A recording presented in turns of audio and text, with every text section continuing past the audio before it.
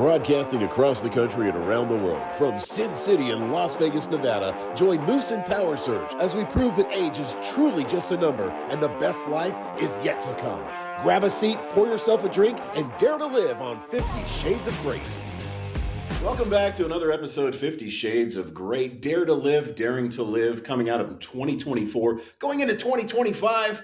I am your host, Moose, the Real Radio Moose, with my co-host and executive producer, PowerSerg. Wow, what a year. 2024. What a year. Yeah, but I got to tell you, 2025 is starting off with a Woo. kick. So we're a little delayed. Well, I mean, first of all, let's just, number one, hey, so Serge made some ridiculous old fashions here. Non-alcoholic, of course. Of course. But if you want to check out, cheers. If you want to, the episode, the cocktail episode, from last season. Go to our channel on YouTube. You should already be subscribing, and look for the cocktail show. It's a good time. We might or might not get a little lit there. But no, good time. Cheers to 25, and cheers to you. We really appreciate everybody who's taken the time to send us DMs, to email, to tell a friend about the show. You know, we did this as a response to us daring to live. So even if today we had 0 views on these things, which, you know what, cheers, we're over 1,000 views a week now. Nice. On the show. So that's thank you to you. Please continue to subscribe, like, share, tell your friends about it. We are trying to bring this movement to men and give you that permission slip to live your best life. Serge says it all the time. Life deserves to be lived. Live your best life. And if we can help you along the way, do it. And this is what we do. This is our passion. We used to do radio shows together. We did California Poker Radio. Rest in peace, Mike Sexton, with his inspiration and a regular guest on that show. I did Morning Drive. And here we are now in our lives where we're doing the day job thing that we've got to do. And then once in a while, we decide that we do a little day drinking. Right? Yeah, hey. But here's the thing. Win in Vegas. This week is a good example of why living your best life, when you have a chance to live your best life, is important. You never know about tomorrow. We got delayed from the show because of the fires. My ex-wife, Natalia, lost everything. She was living in Malibu. Her dream. She was renting a room in this giant house, and her dream view, and her living there was just the culmination of all. Immigrant, came here with nothing. Started from scratch. Met Sergio, built her way up. I mean, you guys had the divorce, very amicable divorce. We're still close friends. And you're right. Her dream from Ukraine. No, Russia. Siberia. Oh, she's Russian. Okay. Siberia. So, but her dream was seeing those pictures of Los Angeles, California, Hollywood, Malibu. And then she made it, and it was taken away in a second. Like that. She left, and she lost absolutely everything. She started GoFundMe to try to get at least something back, right? And our friends are coming together, and we'll put a link to it up. But it is the thing about it is that, and it happened so quickly. It does. She left in the morning, and then by the time she heard about the fire, she couldn't go back. And now with us, that would have been everything, right? Yeah. But luckily, she had some clothes, some shoes. Her makeup was all in her car. Yeah. Right? Which is incredible enough. So she lost everything but a few pair of underwear, some bras, and her makeup. Yeah, barely to get her through the day. Right? So, and she got a lot of her shoes, which apparently, do you carry your shoes in the car? I'm in my gym shoes, but that's about it. Apparently, you don't know what shoes you're going to need, so they're in the car. Anyway, the thing about it is that our hearts go out. It is a horrific situation.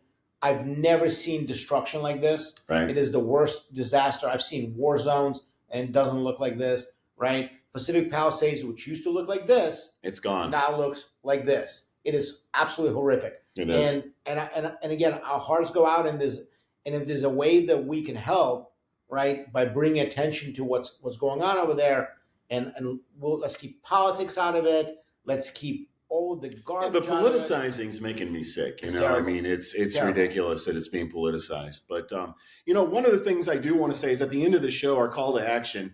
stick around because we're going to give you some tips on how to prepare for the worst. Things that you need to do today. I want to talk. We're going to talk in the next few minutes about some of the insurance that was canceled. A lot of these people don't even have fire insurance right now because of the cancellations in California, which is sickening. It's criminal. Insurance companies pulling out of market. Insurance is the biggest scam because there's events, right? These are natural disasters. Now we can argue why those natural disasters are happening, but the fact is the insurance companies, where we paid them in case something happens, pull out of markets because shit happened. We only made $2 trillion this year, or whatever it is. I'm making that up, but anyhow, it's something that we have to take seriously. We've got to prepare for it. Things like this happen. And so at the end of the show, when we do our call to action, I will have some tips for you on things that you can do today to prepare for that and to be the best prepared. No one's ever completely prepared for what happens. You know, it was just sickening, the amount of scams that started to pop up to rob people from their money, to come up with fake contractors. There's just, the world seems to constantly be getting worse, it seems. Which, again, to this show is the reason to live your best life today. We don't know what happens tomorrow. We really don't know what happens tomorrow. And life is so short, and all you really have at the end of the day is your friends, your relationships. Everything else can be gone in a heartbeat. And I guess my point, sorry, I got off track there. ADHD, saw a squirrel. But squirrel. Look, don't be that a-hole that tries to console people going through something that you're not going through. Like, I tell you what, when my house just burned down and I've lost everything that I had, I don't need you to come up and say, well, you have your life, you have your health. Oh, thank God your kids didn't. Yeah, thank God the kids didn't die, but I have nothing. Toxic positivity, right? A lot of times unintentional. Do you need to be positive? Absolutely. Do you need to have a good outlook? Absolutely. But toxic positivity is that no matter what happens, it doesn't give you permission to grieve, right? And so what's really important is that if you suffer a loss, and by the way, the losses vary. I lost something. I had a poster from the Wonder Woman movie signed by the producers. It was given to me by the producers. I used to go to temple with them, and my ex-wife had it, and she was going to bring it to me. And this thing sat in storage in LA for 2 years, and she was going to finally bring it to me. And so she took it out of storage, put it in her car, and then because she was going to do some business, she took it out. Literally, this thing sat in the Malibu house for 2 hours. You didn't tell me that. And it was burned up. And, wow. and I felt a sense of loss, right? Now, it's a poster. It's signed by some people that are important. It's a poster. But it meant something to you. It meant something to me. And so I had to go through a grieving process, right? Really, I'll replace the poster. It's not a big deal, right? I'll contact the producers again and say, hey guys, I got a loss. Like, it'll be fine. Right. But there are people who, my son's friend lost his child at home. He's never lived anywhere but that house. His home, while he was gone, gone. So it's memories. It's things you can't bring back. It's everything you can't bring back. Yeah, it's the nostalgia. It's the, hey, this is where we've always had whatever, Christmas, Hanukkah, whatever you celebrate. Let people grieve for what they lost.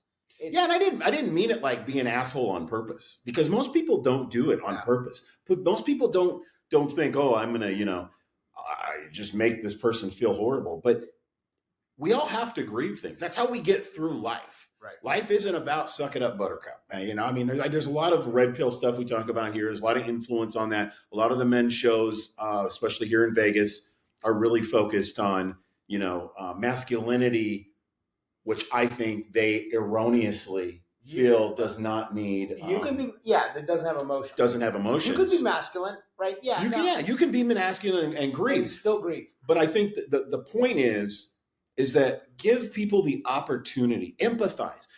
Someone told me a long time ago, I never have sympathy with anyone because I learned this. So empathy and sympathy. Sympathy is feeling sorry for.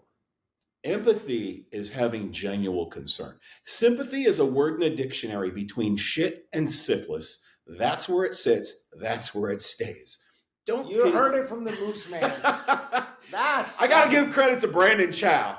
Yeah, Marine Corps drill instructor, buddy of mine. You heard it from the Moose Man. But yeah, so you got that. But seriously, just as a tip, just in life, is be empathetic towards people and be sensitive to people's feelings. But the problem, I think, with our society today, if we've gotten so overly sympathetic that it's gotten pathetic. Does that make sense? We're so worried about pity and feeling sorry and, oh, my feelings are hurt. And we lose the fact of genuine care and concern. And I'm not trying to sound all sappy and I'm trying to go soft on everything, but seriously. And right now, with people dying overseas in these wars, with LA burning down, with the things that we're seeing that are horrific, apocalyptic almost to a certain point. Especially these fires are worse. Yeah, it's a 1,000-year fire. It's a 1,000-year fire. It's a 1,000-year fire. It's worse than Chicago, the Great Fire in Chicago in the 19 whatever it was. And it's the third. What is it now? The third worst destruction of California ever in the history. In fact, this has cost us, I don't know, but on KTLA in Channel 5 in Los Angeles, they were talking about it's the third worst. And they said that, to put this in perspective, for most of my growing up, the state of California was the 5th largest economy in the world. Oh, yeah. Against countries, everything like this.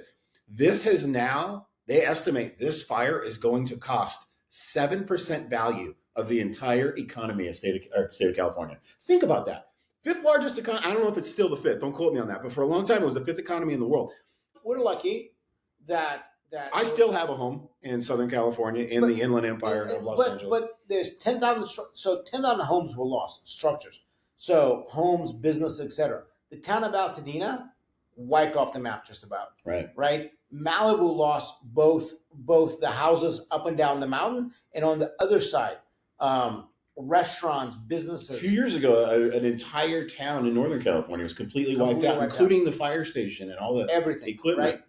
So it is absolutely apocalyptic the way that the level of destruction is terrible. 30 years ago would have been a much higher death rate. Oh, absolutely. Right? People have, so the bad and the good of our interconnected world, the connectivity that we're dealing with, right? The good of that is that we're able to get the word out. We're able to sound sirens. People are listening to it. People are reading. In fact, we got the word out a little too good, because a lot of false alarm. I got a false alarm that I needed to evacuate, and I'm about probably 72 miles. The home that I have, obviously, I'm living in Vegas, but the home that I have that I go to every other weekend, it's about 72 miles from Los Angeles, and I got the alert that I needed to evacuate. So it was a run, but I'd rather have that. But my house is in a fire zone, though, in the Inland Empire. In 13 years, I've evacuated 3 times. And it's scary. What do you take? A few minutes we're going to talk about, what do you take? What do you grab? What do you do? How do you prepare? And nowhere is safe. People say, well, you don't have, there's lots of fires, so you got to go where? Arizona, New Mexico. There's other disasters. Texas, right? We have tornadoes. Tornadoes destroy towns. Ice storm. I can be in Florida. Well, we have hurricanes, right? Right. Are hurricanes destructive? Yeah, it talks to people who survived Katrina, right? So yes, there is natural disasters, and I will say that the natural disasters are getting worse and worse and worse. All right. Well, and as these things get worse, though, you look at something. We touched on insurance, and looking at the insurance, I got a letter for my house in California. I got a letter from my insurance company saying that they weren't going to renew my policy. My policy was about $1,400, and they were going to cancel. And so I went back to my auto insurance at Geico, and I asked them, can you help me? Because, I just don't want to be without insurance. And so after 2.5 weeks of not having insurance on my house, they found me a provider, Arrowhead Insurance. I don't even know if it's legit. I'm assuming it's legitimate. Let's hope it's legitimate. But yeah, and now it's $4,000, $1,400 to $4,000. And then last I checked, and I'm not going to say the name of the last major insurance carrier that canceled me or didn't renew me. But last I saw that they're in the billions for the profitability last year. But Yeah, it's terrible. It's terrible. And there are people who are caught in the people who are caught in the switches because the insurance was canceled. They were trying to renew it and they haven't got renewed by now, and now their houses are lost. It's terrible. props to the insurance commissioner in California. Not sorry, I don't recall his name, but he came out when all this was going on, and he actually made a referendum saying that going back to October 1st, he is going to say that no one can be non-renewed without cause for just so obviously that's going to end up in the courts, and we'll see what happens with that. But yeah, no, things are crazy. We have the ice storms across the country. These fires, though, I tell you what, a lot of times the hurricane, you see it coming. Earthquakes, we don't see coming. California, we're screwed, man. Everything that happens to us, you don't see it coming. I will say the earthquakes scare me more, but this level of destruction of this fire was beyond anything that an earthquake could bring. Well, no, I don't know, man. I visited San Francisco after the '89 quake, and it was pretty bad. It was pretty bad. Yeah. All right. I mean, the freeway collapsed onto vehicles driving. And what's really bad about the earthquake is you don't know it's coming. You don't know it's coming. And the fire, I mean, the hurricanes, you know it's coming. The hurricane, yeah. So people who are standing out there, the news people, I love the news people that go out there and are standing in the middle of, and sometimes you'll see that somebody's coming by, like walking by, they're sitting in a canoe, like, oh yeah, the city's underwater, and then these people with boots just go walking by. It's like six inches. But anyhow, hey, we're in the entertainment industry too, so you've got to sell and a couple more old fashions. We don't know what's going to happen with the Moose Man. True, more old fashions. But Serge, I want to talk about going into 2025. All right. Once again, thank you to everybody out there. I know that those who have befriended me on Instagram, the Real Radio Moose, and Real PowerSerg. We appreciate that. I appreciate the DM. Sometimes it's hard when you don't know who it is. Like I just discovered, so I apologize to many people, but I just discovered you have to go into multiple screens on the Instagram. Who you're not committed with. Yeah, so someone you're not mutually following. So I just figured that out. I'm trying to go through those, and outside of the people inviting me to an OnlyFans page to view, not to participate, not to. But no, seriously, I'm gonna get back to those. The Moose is gonna become an OnlyFans. Yeah, I'm gonna be a OnlyFans foot model. There you go. With my crunked up feet, they're broken. But no, I'm gonna get to those DMs. But I tell you what, it's like going back to when we were California Poker Radio, where I was doing morning drive. It's so humbling when people reach out to you and say, "Hey, I was listening to this show." Just one guy reached out to me like, "Hey, man, I was listening to this show, and I was moved by this, that, or the other," and told me a life story and how that helped him, and all he wanted to do was say thank you. That's why we're doing this. Yeah. I mean, literally, is our ability. I mean, we both come out of law enforcement. This guy, a distant friend of mine, we've talked about him on the show, who's a cowboy from Montana. He sends me a photo of him in Tulum over Christmas, and he says, "Look, Tulum's in Mexico, for those that don't know. Yeah, for those Cancun area. Who don't habla." It's about 2 hours south of Cancun, or maybe an hour and a half south of Cancun. That's who's driving. And he sends me a message, a photo of him in Tulum. He says, "Look, I want to appreciate you, encourage me, because I would have never spent this money on myself." That's awesome. Go. And it's great, right? The reality is that you can't take it away. It can be taken away from me at any time.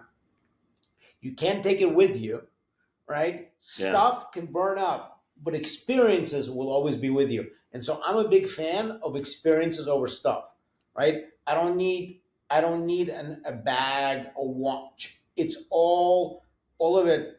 I do like my watch. I do like my watch too. But the reality is that you don't need more of it, right? Right.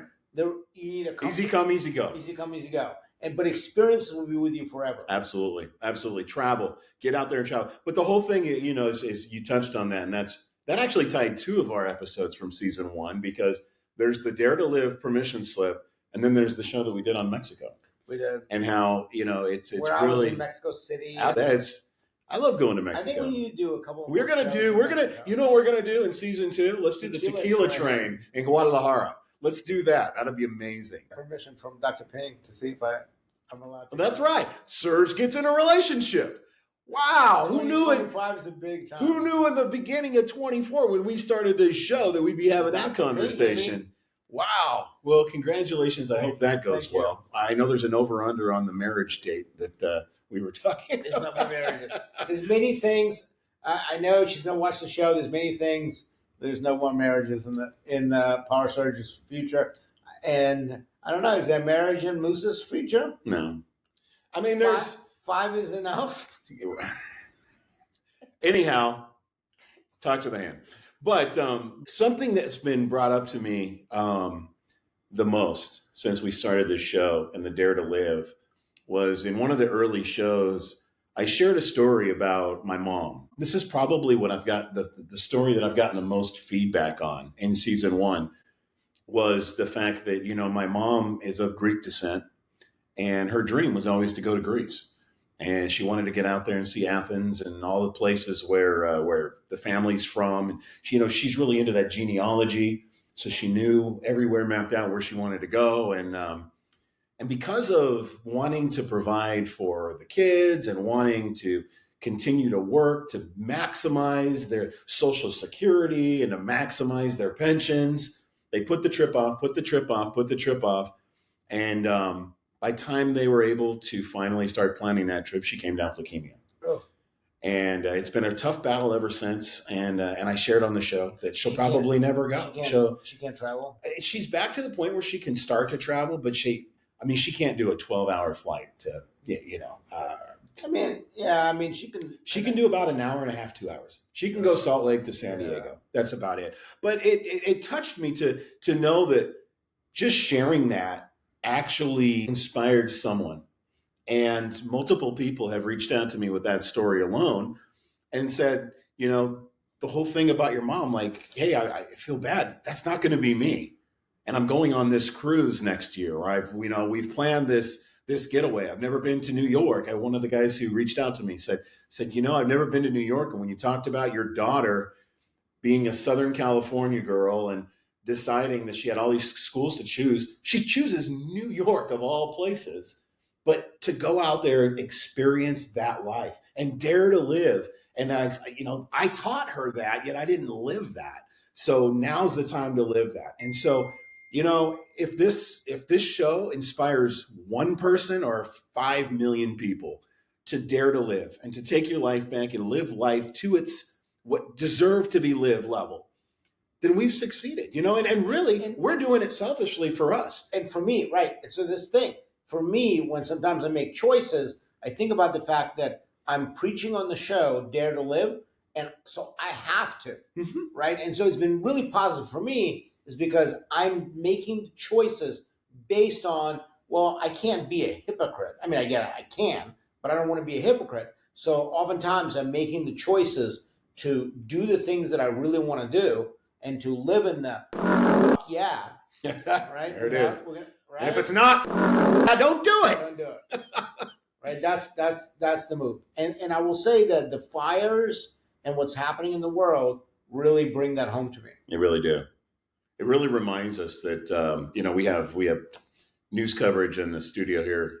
Actually, this is the Moose living room, but it's also this is now the Moose. It's a makeshift studio, so we have we're watching coverage as we're sitting here, and it's just it's devastating. You lived in Hollywood for a long time. Your son is out there. We were at 15. Now we're at 24 people. So unfortunately, as the days go on, they're going to continue to the death count. The death toll is going to go up, and but going into 25 is. I'm somebody who always talks about on that, and I've been criticized for this, but I don't think there's anything is like just being happy. I don't think people in life is like, oh, I just want to be happy. You know what? You're never going to get there because no matter what you do, and let me finish the statement before I go. What you do is there's always going to be someone, something, somehow, some way better than where you're at, but there's always going to be worse. So just get the best of what's for you and bring those happy moments. Life is about what you said, the experiences. I don't think people generally, except when they're old fashions or on, certain kinds of drugs, are just always happy. That's part of life. And it would be unhealthy if we were just always happy. We have to experience pain. Take the time to grieve. The grieving process and being upset is a natural that you have to experience. And I will say there is some dysfunction, right? So when you look at the manosphere movement, right, of men being proud of being men, of men identifying and accepting their burden of performance, of men accepting the burden of performance. That was really big in our theme. Yeah. All those are things. But I hear things in the manosphere where, hey, you don't need therapy. Men don't need therapy. They need a squat rack. Right? And does exercise help? Absolutely helps. But here's the thing. And they're like, yeah, you got to exercise. You got to do physical things. Go shoot something, etc. And I will tell you, Dr. Pink works with a lot of veterans. And I will say that if a squat rack and going shooting something and doing physical things and being a badass is the solution to men's mental health problems, double down on it. We wouldn't have so many veterans that are killing themselves. We have a mental health crisis with men and with veterans. But it does work for some people. It's simply saying that all you need is a squat rack or going to shoot something. Right, because it works for them. Because it works for them is not the solution, right? We have to accept that men do have emotions. We do have mental health that we need to work on. Absolutely. That we do have self-esteem problems, right? And we have to accept the fact that sometimes we're weak, and it's okay. Just because you need something and you need help, you need to come together as a group, doesn't mean there's anything wrong with you. The stoic was it John Wayne, right? The stoic cowboy is not the only way. The only way to live. There's something that I learned from, and you just had your first hiccup there. We've been drinking for a Cheers. bit now. One of the big things that I took away from this year and from the show, and it's something that I've been struggling, obviously, in the imposter syndrome. It's been really hard to get this started again, especially the way that I went out of radio. And those who know me and I've shared this story with, it was devastating. This was my dream. I mean, now granted, being a cop was great, and I my whole life I aspired to that. But man, once I got that opportunity and that taste of being out there and speaking to groups and being a halftime show guy and morning drive and the jokes in the morning, California Poker Radio, Free FM, Bobby and Mike show, man, that just became such a passion to me. And the way it ended was my choice because I didn't have the confidence that I could do it because I lost my partner on the radio.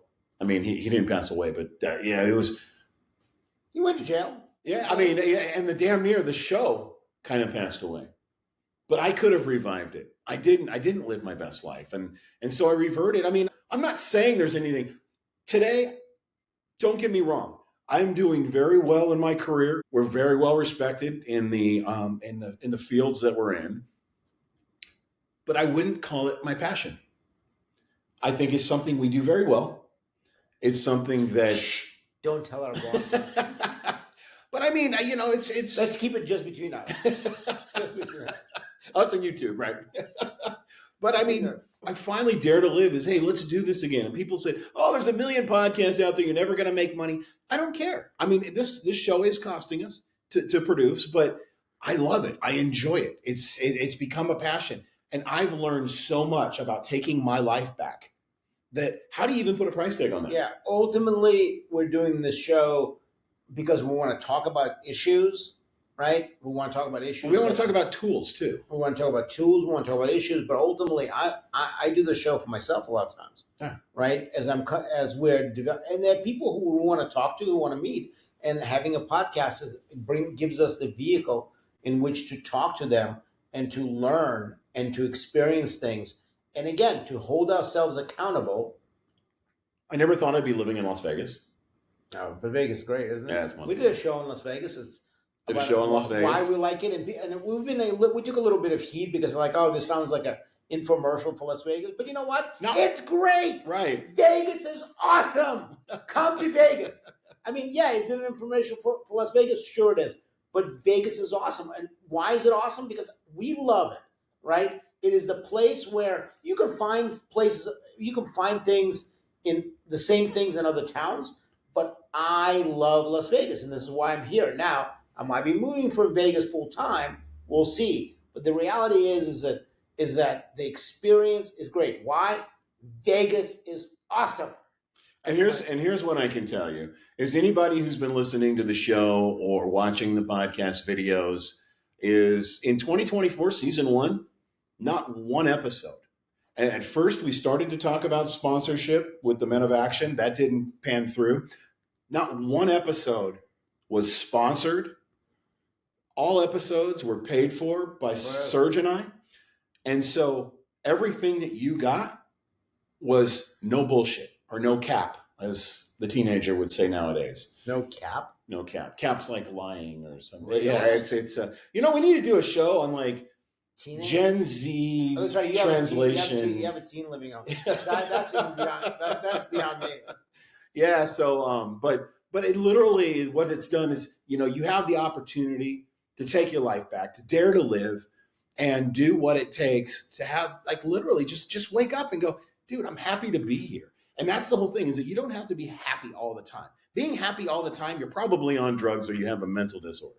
But be happy when you're able to make those achievements. Hit a bucket list, learn how to cope with something.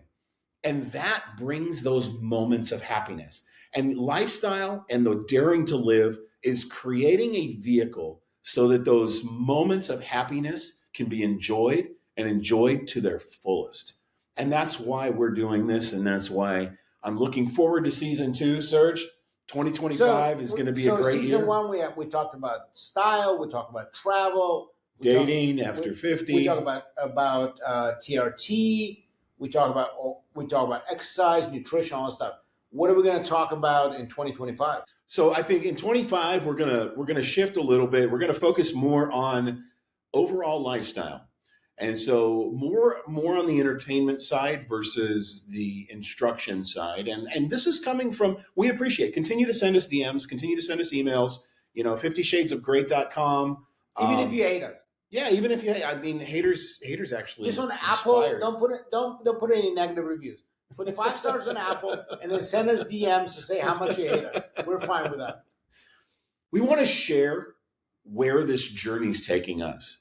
So the dating game is we want to find people who are in that 50-year-old dating experience and the things we've talked about, put it into action and see what the real results are. Right. Like there, it's some social experiments. A real social experiment. A real social experiment. Because in the 90s, we had this phenomenon start called reality TV. Today, reality TV is so far from reality. It started out real. I mean, the first actual reality TV show to come out on the air was Cops. And that was I was with El Cajon Police Department at the time when they came out with the San Diego Sheriffs, and they were on a mutual call with us. And I was on the call. And then when I watched the episode on Cops, there was very little editing. It actually was as close to reality TV. Is Cops still around? As I think it is. I mean, now there's like live PD, there's body cam or whatever the case may be. But now, then we got into the Kardashians. Body cams really changed law enforcement. It did change law enforcement. But, now we're in those. For good. It changed law enforcement for good. But now we're in the reality show. It's funny. So if you ever go to San Diego, next to the cruise ship terminal down on Harbor Drive, there's this place called Catch, Ketch. Again, not a sponsor, but hey, they got good beer and good food. But if you sit up at Catch, you can look down over the bay and look down if there's a cruise ship, you can see the cruise ship there and everything. But so one day I'm sitting there at Catch having a beer with, I forget who. And I look down and there's a yacht moored up to the dock at the restaurant. And then they keep walking across the gangway and then back across the gangway and back across the gangway again. And I'm really like, dude, why are they doing this? It's like going over and over and over. They're filming The Bachelor, and they had each scene of walking onto the boat. They filmed like 9 times. And I'm like, bullshit. bullshit flag. The Bachelor's fake. I saw it myself. Bachelor or Bachelorette. I forget which one. I don't care. But Is that the one? I've never watched The Bachelor. Is that the one with the rose or something? He gives him a rose. I have no idea. Dog the Bounty Hunter fake. I was a bounty hunter in Southern California. That's the racist dude, right? Now we're gonna get sued by Dog on our first. Let him come for us, Dog. Yeah, come find me. I'm on the run. But no, I mean, 2025. We're gonna do some social experiments. We're gonna talk more about daring to live. We're gonna try to bring some really exciting guests.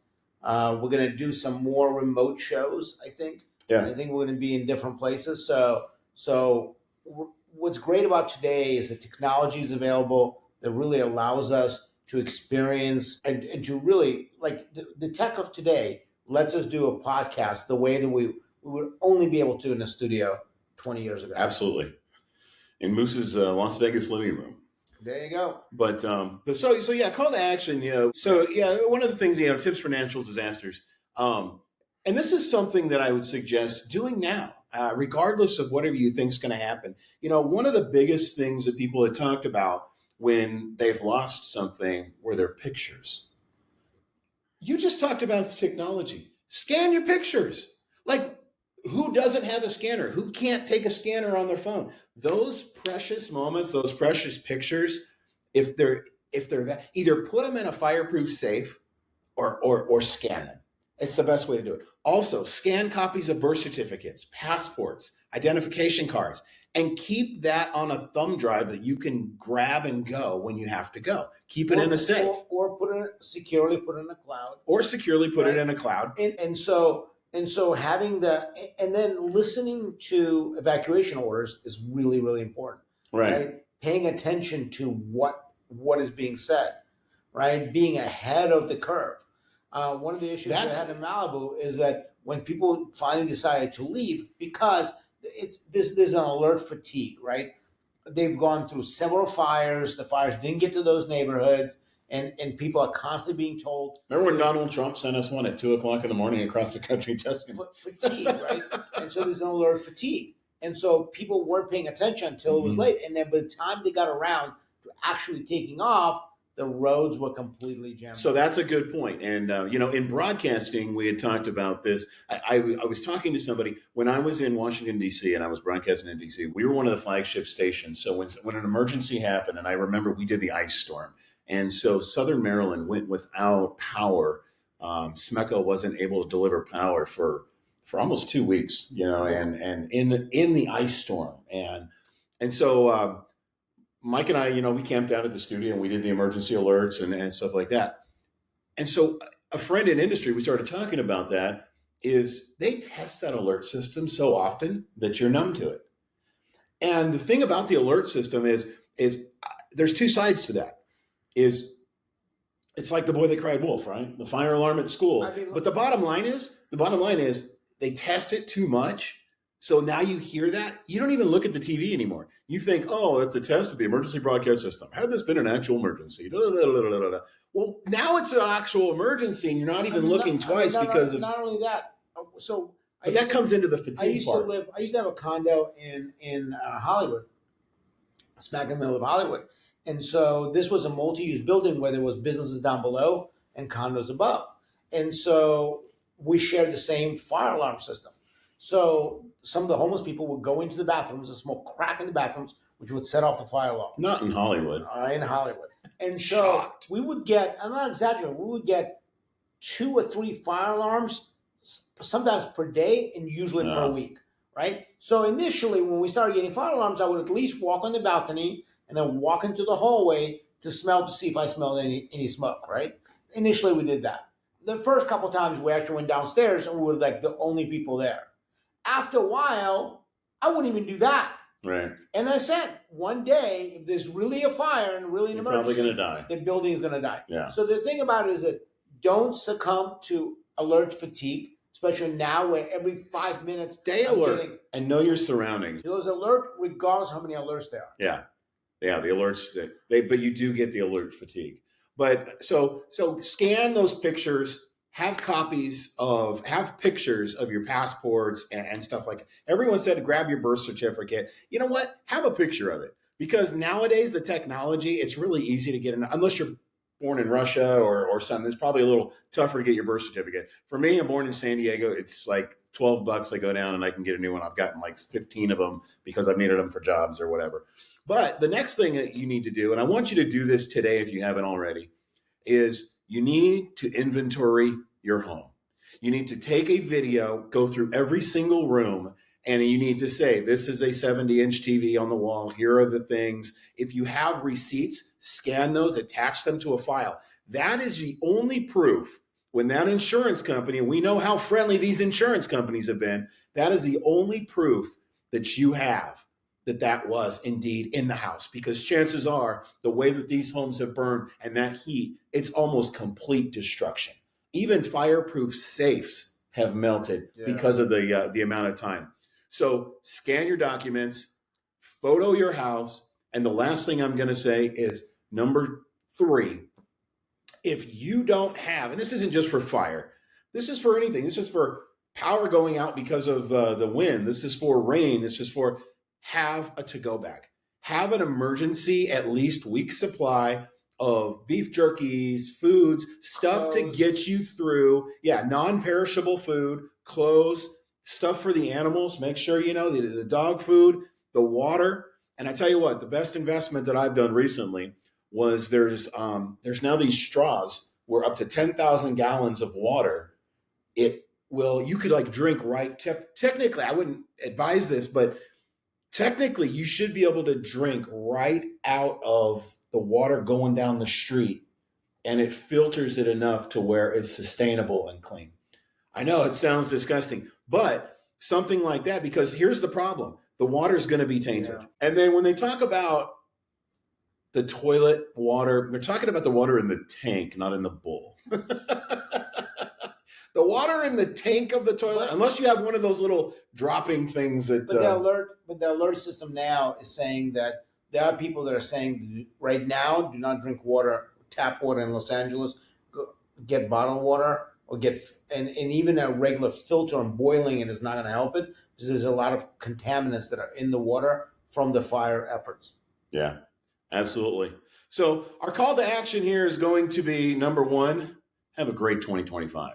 And we're going to take this journey with you, but get yourself prepared. Get yourself prepared for the worst. And give yourself the opportunity to grieve, right? Give you the opportunity to feel the emotions that you're feeling with what's going on right now in the world, right? Whether you're here in the Ukraine, in Israel, right, in California, give yourself permission to feel the emotions that you feel, and then dare to live.